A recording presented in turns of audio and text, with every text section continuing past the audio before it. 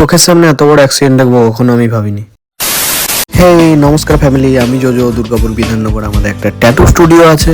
দেন সকালবেলা একটা ছোট ভাই আসে আমাদের কাছে ট্যাটু করার জন্য। ভাই ইনস্টাগ্রাম থেকে আমাদের ভিডিও দেখে আমাদের সঙ্গে কন্ট্যাক্ট করে আসে এবং আমরা ডিজাইন সিলেক্ট করে ডিজাইন স্টেনসিল করে তার হাতে স্টেনসিলটা বসিয়ে দিই।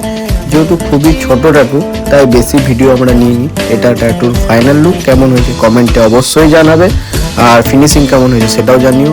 ট্যাটু ডেডলক আর পিয়ার্সিং এর জন্য আমাকে কল করতে পারো। তারপর সন্ধ্যাবেলা একটা ম্যাম চলে আসে সেপ্টেম করবে বলে, মানে নোজ পিয়ার্সিং করবে বলে। যেহেতু আমাদের স্টুডিওতে আমরা পিয়ার্সিং নিডল দিয়ে করি তার জন্য ম্যামের একটু পেন হচ্ছিল। তারপর আমরা নিডল বার করে সেই নোজ রিং পরিয়ে দিই এবং ম্যাম তারপরে চেক করে দেখলো যে হ্যাঁ সব ঠিক আছে। ম্যামকে নোজ পিয়ার্সিং এ কেমন লাগছে কমেন্টে জানিও, নতুন হলে ফলো করে দিও। স্টুডিও থেকে বাড়ি ফেরার সময় দেখি ফুলজোড়ার সামনে একটা বয়স্ক লোকের অ্যাক্সিডেন্ট হয়ে যায়। তাকে একটা বাইকওয়ালা এসে মেরে দিয়ে চলে যায় এবং তাকে সেখানকার লোকাল লোকজন মিলে হসপিটালে পৌঁছানোর ব্যবস্থা করে। আর যে বাইকওয়ালা মেরেছিল সে বাইকওয়ালাও সামনে গিয়ে পড়ে যায়, তাকেও হসপিটালে পৌঁছানোর ব্যবস্থা করা হয়। তারপরে ওখানে পুলিশ প্রশাসন এসে উপস্থিত হয়। এখন সবাই বলবে তুমি এরকম ভিডিও কেন পোস্ট করছো? এই ভিডিওটা পোস্ট করার একটাই মোটিভ যে সবাই একটু সাবধানে থাকো, কারণ তুমি বেপরোয়াভাবে গাড়ি চালাচ্ছ, কারুর সেটা বিপদের কারণ হয়ে উঠছে। তো সেফ ড্রাইভ সেভ লাইফ, ভালো থেকো সুস্থ থেকো। Thank you.